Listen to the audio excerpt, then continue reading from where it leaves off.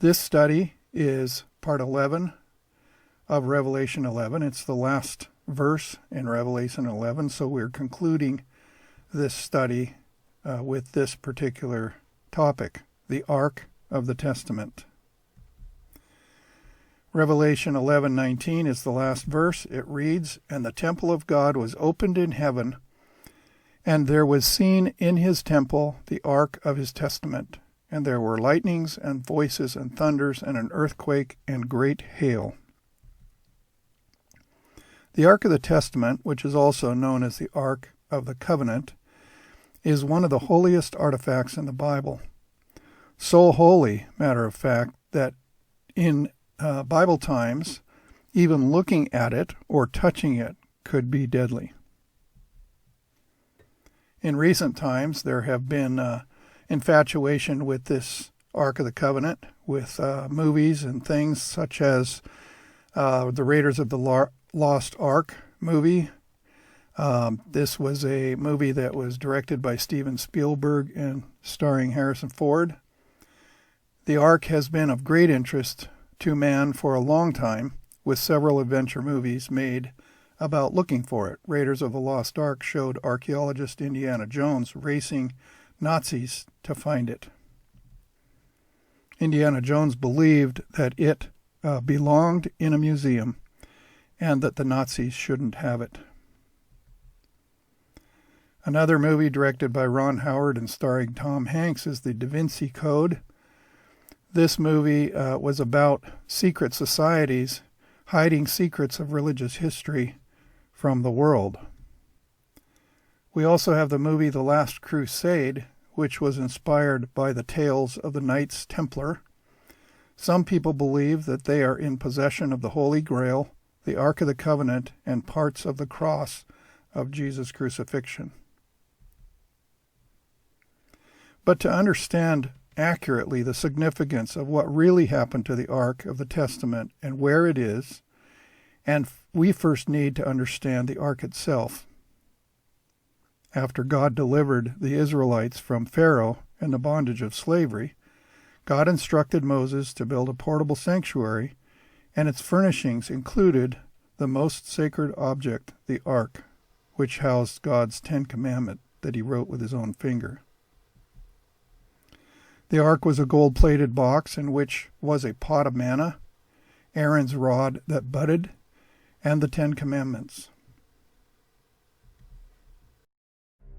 "And they shall make an ark of acacia wood.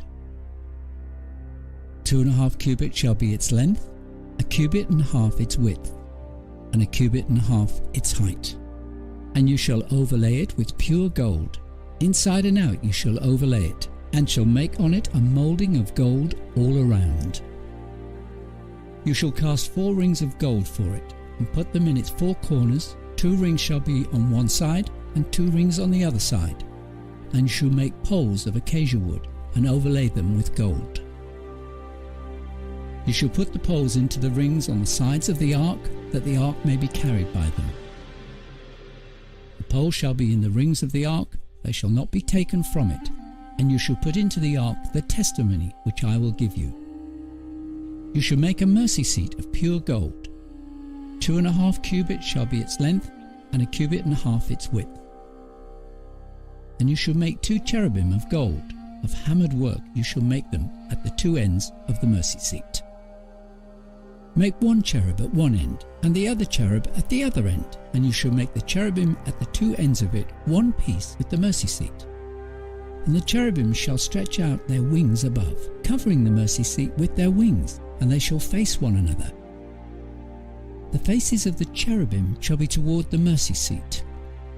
You shall put the mercy seat on top of the ark, and in the ark you shall put the testimony that I will give you. And there I will meet with you, and I will speak with you from above the mercy seat, from between the 2 cherubim which are on the ark of the testimony, about everything which I will give you in commandment to the children of Israel. Great Controversy, page 433, says, "The temple of God was opened in heaven, and there was seen in his temple the ark of his testament," quoting Revelation 11:19, which is the verse we're studying in this particular study. The Ark of God's Testament is in the Holy of Holies, the second compartment of the sanctuary. In the ministration of the earthly tabernacle, which served unto the example and shadow of heavenly things, this apartment was opened only upon the great day of atonement for the cleansing of the sanctuary. Therefore, the announcement that the temple of God was opened in heaven and the ark of his testament was seen points to the opening of the most holy place of the heavenly sanctuary in 1844. As Christ entered there to perform the closing work of atonement, those who by faith followed their great high priest as he entered upon his ministry in the most holy place beheld the ark of his testament. As they had studied the subject of the sanctuary, they had come to understand the Savior's change of ministration, and they saw that he was now officiating before the ark of God, pleading his blood on behalf of sinners. The ark in the tabernacle on earth contained the 2 tables of stone upon which were inscribed the precepts of the law of God. The ark was merely a receptacle for the tables of stone, and the presence of these designed precepts gave it its value and sacredness. When the temple of God was open in heaven, the Ark of the Testament was seen. Within the Holy of Holies in the sanctuary in heaven, the divine law is sacredly enshrined. The law that was spoken by God himself amid the thunders of Sinai and written with his own finger on the tables of stone. Hebrews 9:1-4 says, Then verily the first covenant had also ordinances of the divine service and a worldly sanctuary. For there was a tabernacle made, the first, wherein was the candlestick, and the table, and the showbread, which is called the sanctuary. And after the second veil, the tabernacle, which is called the holiest of all, which had the golden censer, and the ark of the covenant overlaid round about with gold, wherein was the golden pot that had manna, and Aaron's rod that budded, and the tables of the covenant. The book Story of Redemption on page 377 says, The sanctuary in heaven, in which Jesus ministers in our behalf, is the great original, of which the sanctuary built by Moses was a copy. As the sanctuary on earth had 2 apartments, the holy and the most holy, so there are 2 holy places in the sanctuary in heaven. The ark, containing the law of God, the altar of incense, and other instruments of service found in the sanctuary below, have also their counterpart in the sanctuary above. In holy vision the Apostle John was permitted to enter heaven, and here he beheld the candlestick and the altar of incense, and as the temple of God was opened, he beheld also the Ark of the Testament. Those who were seeking for truth found indisputable proof of the existence of a sanctuary in heaven. Moses made the earthly sanctuary after a pattern which was shown him. Paul declares that the pattern was the true sanctuary which is in heaven. John testifies that he saw it in heaven. The ark represented the very presence of God. Many times the ark was carried into battle to ensure victory for the Israelites. Above the ark was a cloud by day and fire at night, showing to the Israelites that God's presence was with them. Grunge.com explains some theories about the Ark of the Covenant's disappearance and where it might be. The Ark of the Covenant features heavily in the Hebrew Bible from the time of Moses through the eras of King David and Solomon and even into the time of the divided kingdom, but basically disappears from the record around the time of the prophet Jeremiah. So what happened at that time that might account for such an important artifact disappearing from history? One proposed location of the Ark of the Covenant is in Jordan. This comes from the book 2 Maccabees, one of a group of Greek Jewish texts thought by some Christians as happening between the Old and the New Testament. The books of the Maccabees describe the conflicts of the Jewish people with the Greek successors of Alexander the Great, and how a great army leader named Judah Maccabee, the Hammer, and his brothers led a successful revolt that led to the restoration of the Second Temple. Another theory has to do with Ethiopia. The Ethiopian chronicle known as Kebra Negest, meaning the glory of the kings, records when Queen Sheba, the Queen of Sheba, or Ethiopia, went to visit Solomon to consult his fabled wisdom and to consider his wealth. She got pregnant with him with a son named Menelik. When Menelik later visited his father, some Israelite nobles accompanied him on the return trip. Unknown to Menelik, these nobles had stolen the ark and replaced it with a fake. Since Menelik had borne the ark all the way to Ethiopia without it being destroyed, he knew that it had to have been God's will.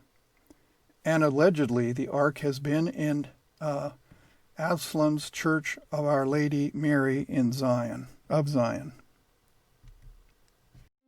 By 300 BC, there was already a flourishing African civilization in Ethiopia. The ruler of this kingdom was called Queen Sheba or Makeda.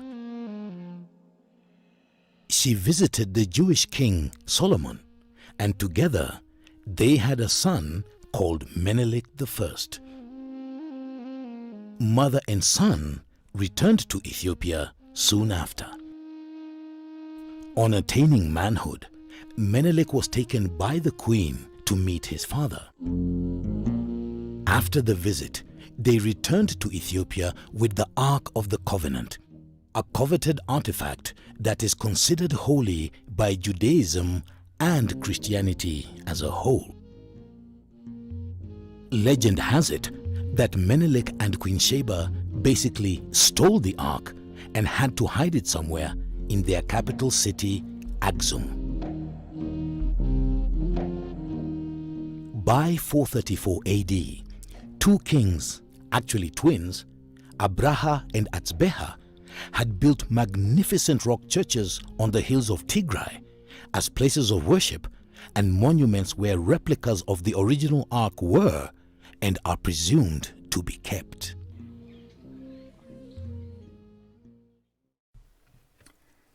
Another theory is that the Templars, in their roles as master stonemasons, on the top of being bodyguards for the Crusaders, were the ones to rebuild Chartres Cathedral as an exquisitely carved Gothic cathedral after it had been burned down, with the intention of it being a great storehouse for holy relics and wisdom. The supposed evidence of this claim is seen on these reliefs, these carvings that depict the transporting of the ark. There's no biblical artifact so famous someone won't claim it was recovered by the Knights Templar and taken from the Holy Land back to Europe somewhere. As Crusader history explains, the Templars, not satisfied with having attained the Holy Grail, apparently removed the Ark of the Covenant from the ruins of Solomon's Temple and took it back to the French Cathedral of Our Lady of Chartres. In the early 1980s, Tom Kroster, leader of the Institute for Restoring Ancient History International, stated that, contrary to popular belief, the Ark has never been lost or stolen. Kroster was a former ordained minister of the Disciples of Christ. He and his team claimed to have used the Bible information to locate the Ark in an underground compartment under the Catholic Franciscan monastery. Newspapers in London, Paris, the United States, and elsewhere published a report that Croster's team of 4 found the ark inside a sealed passageway in a cave on Mount Pisgah, about 35 miles southwest of Amman, Jordan. Tom Croster stated that he thought this vessel didn't look like what he expected, but that didn't stop him from believing it was the ark. It looked just like a box.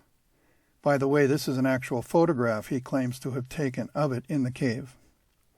It seemed to have movable doors in the front and a 3-inch apron around the top. It had a crisscross type design in it and is made out of some type of metal that looks like gold. I expected to see cherubim sitting on the top, but they were not there. The excitement among Seventh-day Adventists about this possible discovery of the ark is shown by at least one article published in the Adventist Review and about a dozen issues of Vance Farrell's Pilgrim's Rest magazine following the information about Tom's claims to have found the ark. This was in the early 1980s, and I was particularly interested in this whole thing and followed it really closely. The Adventist Review was careful not to affirm that Tom's claims were true. In my studying the Bible and the Spirit of Prophecy and the things that Vance Farrell was reporting that Tom was saying, I came across Exodus 25:14 and 15. It says, "And thou shalt put the staves," those are the rods, "into the rings on the sides of the ark, that the ark may be borne with them." In other words, be able to be carried. "The staves shall be in the rings of the ark, they shall not be taken from it." So when we go back to this picture of Tom's claiming this is the ark, besides it not having the angels on the top that he recognized were not there, it also, he claimed it had doors on the front, which the Bible doesn't say was the case. And you'll notice there aren't any rings visible, and the rods are not there. And you'll know from this verse that we just read that there were rings permanently mounted on the ark, and the rods were not to be removed. So, but Tom stated, where were the staves and the poles that were used to carry it? He was wondering where they were. A look around revealed a wrapped bundle towards another wall. Only after restudying the scriptures in Exodus 25:15, which is the one I just read you, did I realize that the poles were not permanently attached to the ark.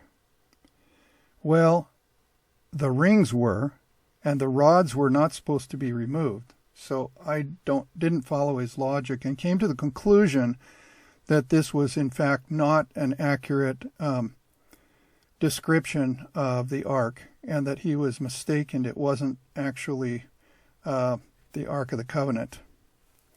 I wrote an extensive letter to Vance Farrell, who was reporting on this, Seventh-day Adventist, and explaining the reasons why I believed it was not true.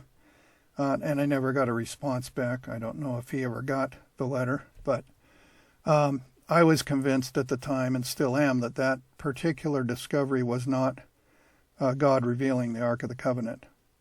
And the Adventist Review never did come out with any statements claiming that it was their opinion that this was true, and it was more suspect that it wasn't. In 1983, the Biblical Archaeology Review magazine called Tom Croster's claim to having found the ark as a fake, as a false report, which resulted in the cancellation of an important American excavation project in the area. Mount Pisgah has since been closed off to the public tourists and archaeologists are no longer permitted in the area. Tom Crossler did not go back to research his findings further. One of the most recent locations claimed to revealing the location of the Ark of the Covenant is the alleged tomb of Alexander the Great on the Greek island of Thasos. According to the Huffington Post in 2012, an amazingly sketchy archaeological outfit announced they had uncovered the final resting place of one of history's greatest conquerors, and, wouldn't you know it, the Ark of the Covenant inside. But that didn't prove to be true. The most recent explanation of the location of the hidden Ark was in 2019. TheDailyMall.com has an article that says the biblical home of the Ark of the Covenant is discovered in a 3,000-year-old temple in Israel that archaeologists believe was intentionally desecrated with animal dung, by the Philistines. They state in the article, religious archaeologists in Israel claim they have discovered the stone on which the Ark of the Covenant once sat. The biblical claim was made by researchers from Tel Aviv University who found a 3,100-year-old temple near the modern-day town of Beit Shemesh. Religious teachings claimed that the Ark contained the Ten Commandments received by Moses on Mount Sinai. This is an aerial photograph of this dig. They also claimed that the Ark rested on a square table, and this latest find is being hailed as the emerging biblical teachings and the archaeological evidence. This is a picture of the rock that they claim is the table, the shelf on which the Ark was supposedly placed. They go on to say archaeologists say it is strikingly similar to the mythical, quote, large stone described in the first book of Samuel. It was used to hold up the ark after it was arrived from Bethel Shemesh, when it had returned to Israel's hands from the Philistines. Evacuations of the 12th century BC temple reveal it was subsequently plundered and intentionally desecrated by the nearby Philistines, who turned it into an animal pen. So this could be true, but they didn't find the ark there. But they believe that they found the stone that the first book of Samuel refers to. Seventh-day Adventists have been blessed to have additional biblical insights, including regarding the ark. In the Bible, Joel 2 clarifies that in the end times, God will have prophets to give us additional light about the future. Millions believe that Ellen White is one of those people. Her writings have provided people with additional insights into the purpose of the ark, why it disappeared, and when it will be shown publicly. In one of her manuscripts from 1901, Ellen White states, "And he, Christ, gave unto Moses, when he had made an end of communing with him upon Mount Sinai, 2 tables of the testimony, tables of stone, written with the finger of God," quoting Exodus 31. Nothing written on those tables could be blotted out. The precious record of the law was placed in the Ark of the Testament and is still there, safely hidden from the human family. But in God's appointed time, he will bring forth these tables of stone to be a testimony to all the world against the disregard of his commandments and against the idolatrous worship of a counterfeit Sabbath. So notice this is 1901, and she says that at that time the ark was still hidden from the human family. Besides providing information about the ark itself, Ellen White has given additional insights into what actually happened to the ark. Prophets in Kings 4:53 says, "The remnant of Judah were to go into captivity, to learn through adversity the lessons they had refused to learn under circumstances more favorable. From this decree of the Holy Watcher, there could be no appeal.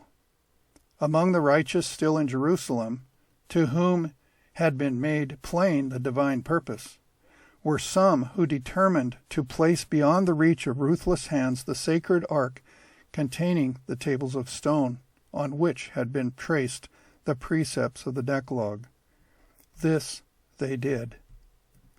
With mourning and sadness, they secreted the ark in a cave, where it was to be hidden from the people of Israel and Judah because of their sins, and was to be no more restored to them.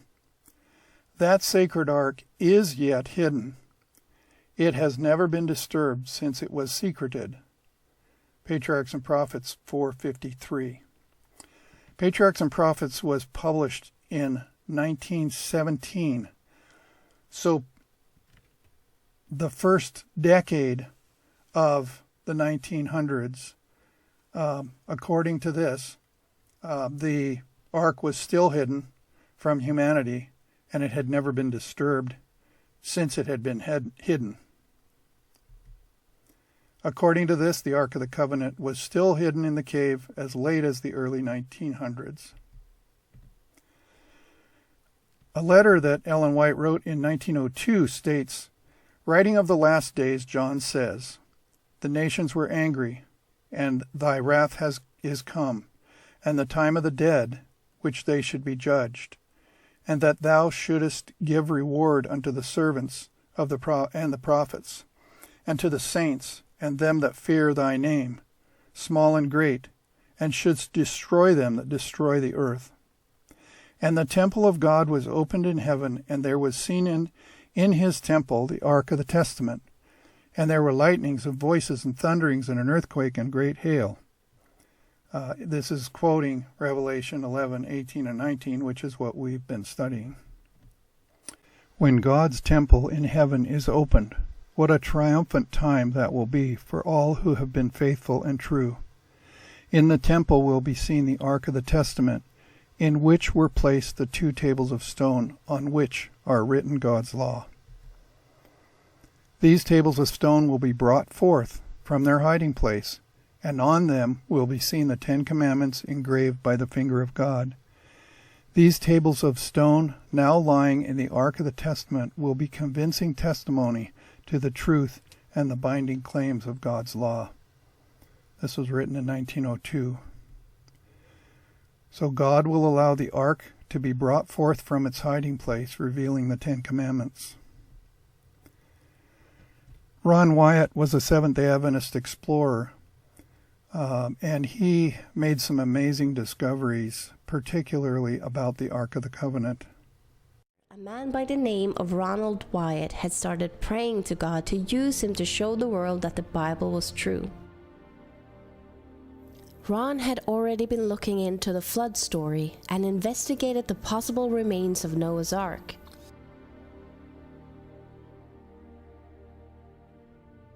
He was also studying the Israel exodus from Egypt and the location where they could have crossed the sea.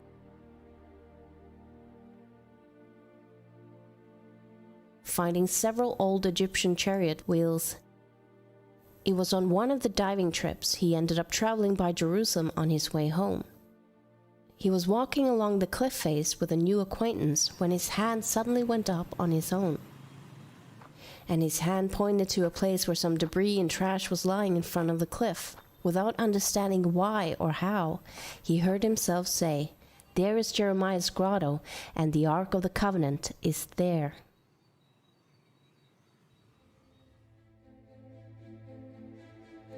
Ron was confused at what had happened, as he hadn't had such an experience before.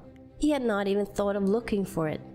Troubled, he went home trying to study and find out if the ark being there could even be a possibility. He studied the Babylonian siege wall at the time when the ark was last seen. He tried figuring out when it had to have been removed and also the limitations of both the time and the place to hide it. He absolutely saw the possibility that the ark could be hidden beneath somewhere in these tunnel systems. He was convinced that God himself had inspired him to find it. Ronald started excavating with his two sons in the place where his hand had pointed.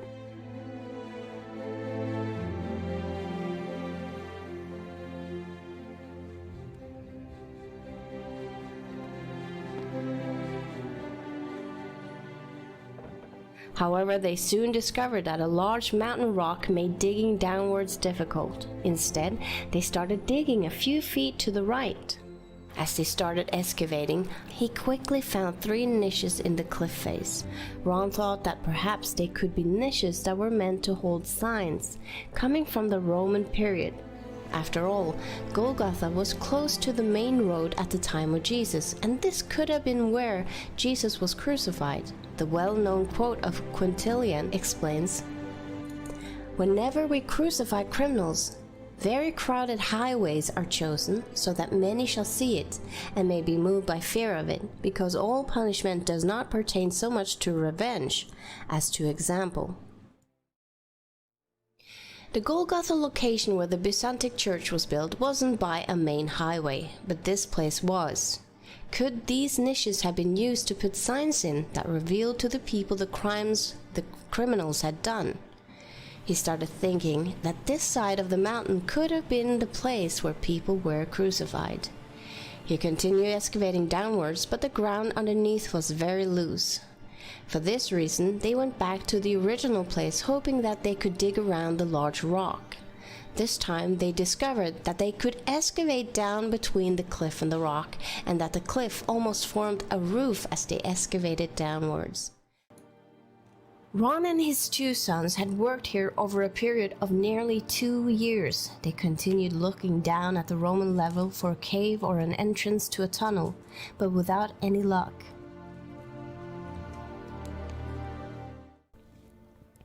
In December 1981, they continued their work inside the cave system, looking into any opening, crack, or cave they could find. However, all 3 of them ended up with a cold. Ron's 2 sons went back to the States, and Ron had to rely on help from others to continue. He wasn't going to give up and felt God had promised him that he would find the Ark on this specific trip. But now he had used all of his money, he was sick, and the work was very hard and exhausting. One of the locals that were helping him went through some of the smaller openings as he was thinner and could get into places Ron couldn't. While looking around, Ron found a chimney-like passage, and from there, a small tunnel where Ron had to exhale in order to squeeze himself through.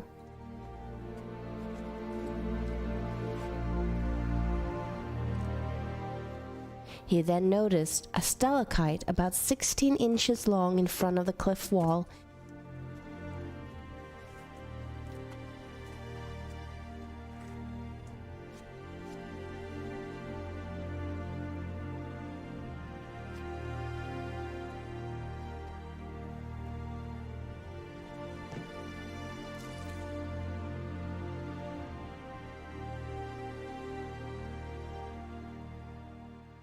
Behind it was a hole, and Ron tried to look through it without any luck. So he enlarged it a little and could see a cave inside, but it didn't look too promising and appeared to be a cave full of rocks. But he was determined to look everywhere. He enlarged the hole enough for his helper to crawl in, but he came quickly out again with a terrified look on his face, crying, "What is in there? What is in there? I'm not going back in there." And then he tried to get out of the cave system as fast as he could. Now Ron realized that there might be something there and enlarged the hole enough for him to squeeze himself in. It was now January the 6th, 1982. There was about 18 inches of clearance between the rocks and the ceiling.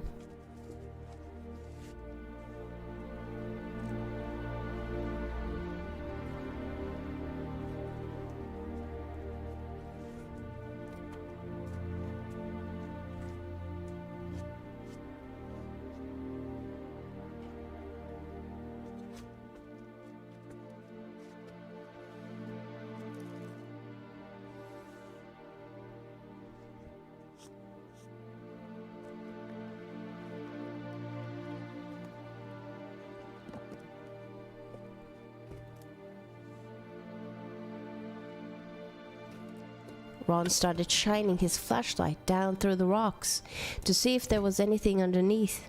He saw some dry, rotten timbers, and under it some dry, rotten animal skins that turned into powder when he touched it. He then saw something reflecting back, something shiny and golden. At first he thought it could be the Ark of the Covenant, but when removing the animal's skin, he saw a gold-veneered table with a raised molding around the side, which consisted of an alternative pattern of a bell and a pomegranate. Ron felt sure this had to be from the first temple or the missing tabernacle furniture, and could be the original table of showbread.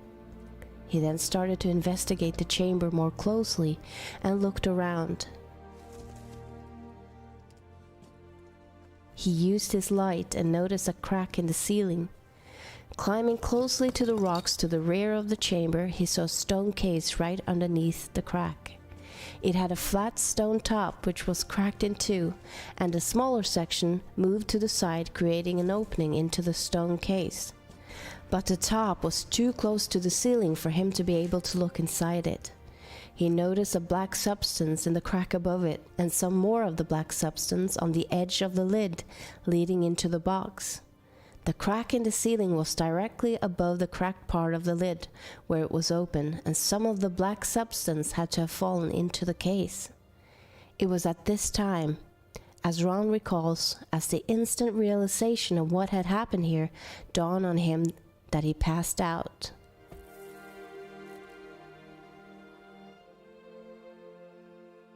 When he realized that the crack in the ceiling was the end of the crack extending from the cross hole found in the elevated platform many feet above him, and the black substance was blood that had fallen through the crack and into the stone case, he knew the ark was in the stone case. But the most overwhelming realization was that Christ's blood had actually fallen on the mercy seat on the Ark of the Covenant.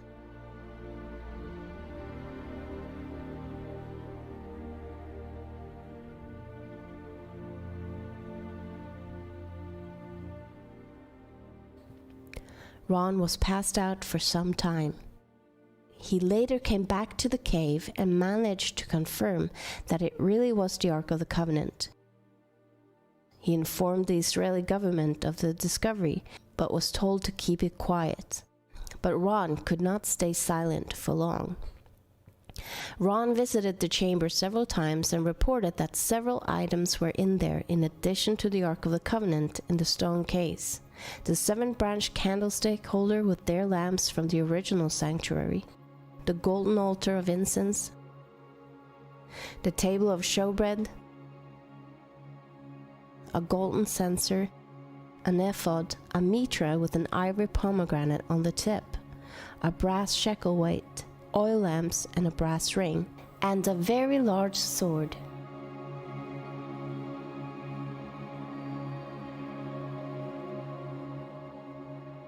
In the back of the ark was a small open cubicle which still contains the book of the law, presumably the one Moses himself wrote.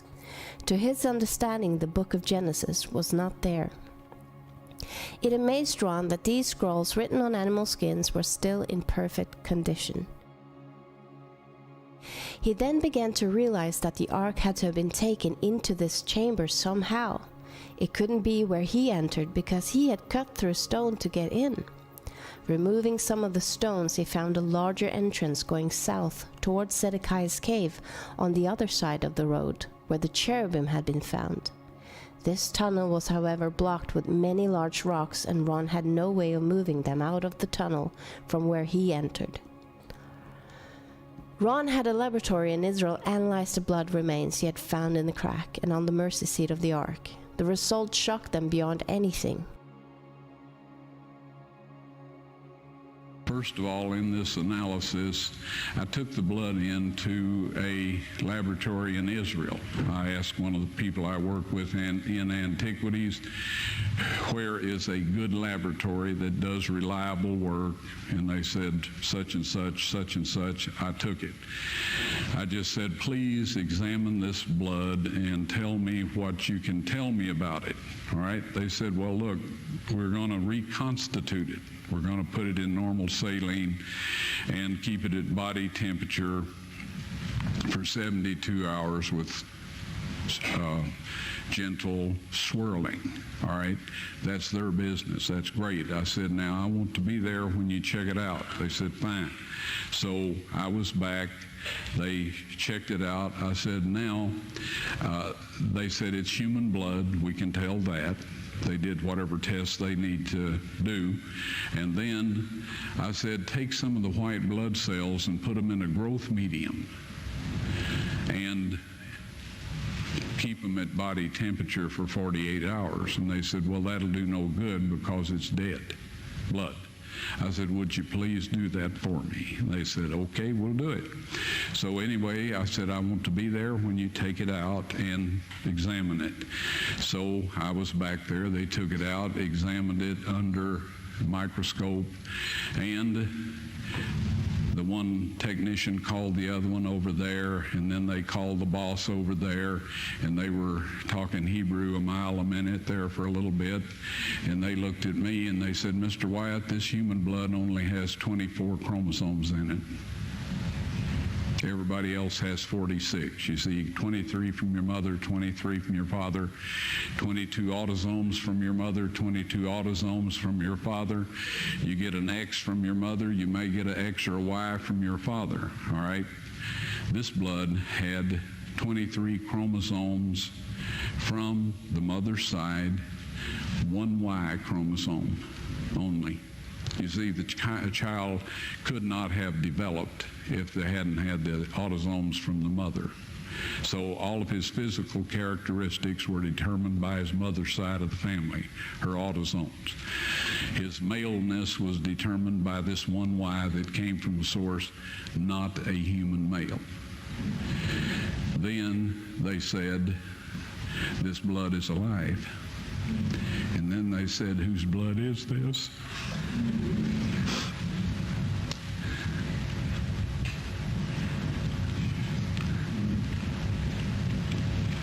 I said, it's the blood of your Messiah.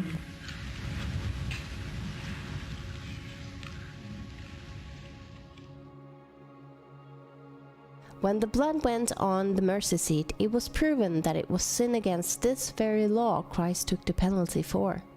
Our sins against God's laws, not human laws or any other religious laws. And these are the laws we need to repent for having opposed. And furthermore, that God had really sent his Son to die in our place. Ron wanted to show everything to the world right away, but God stopped him.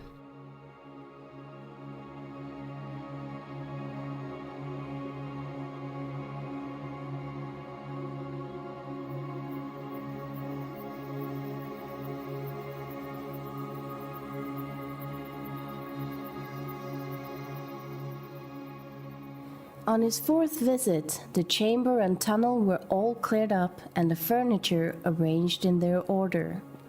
Ron instantly felt the presence of angels in the room, and he saw 4 angels, 2 standing on each side of the ark.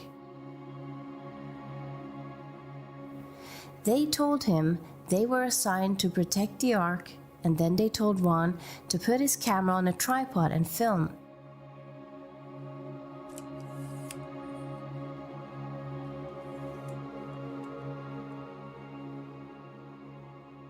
They lifted the mercy seat and helped him take out the 10 commandments written on the 2 tables of stone.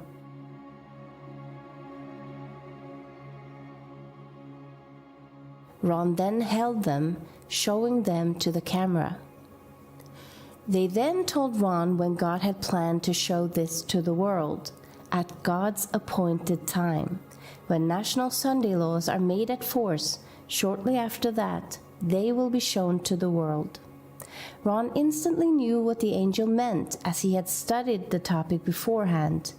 The angel was talking about the enforcement of the mark of the beast, mentioned in Revelation 13 and 14 as the last deception and test coming over the world before Christ's second coming.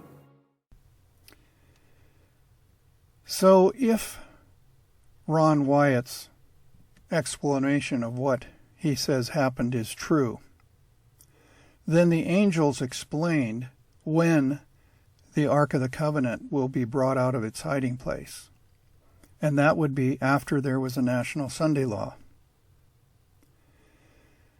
In part 15, in preparing for the timeoftrouble.com seminar series, we discussed that subject of the Sunday law in relation to Daniel 12 and the time periods mentioned at the end of the book of Daniel, 1260 days, 1290, and 1335 days.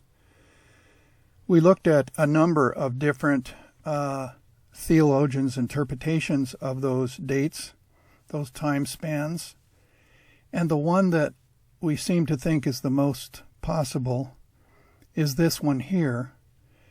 And the Sunday law is the beginning of the little time of trouble, when the mark of the beast is going on and the pressure to accept the mark or be sealed by God's seal.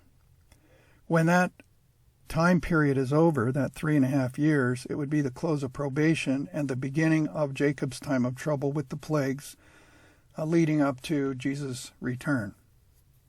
So when we consider what these angels supposedly explained, the Ark of the Covenant will come out of its hiding place right after the National Sunday Law, during the little time of trouble.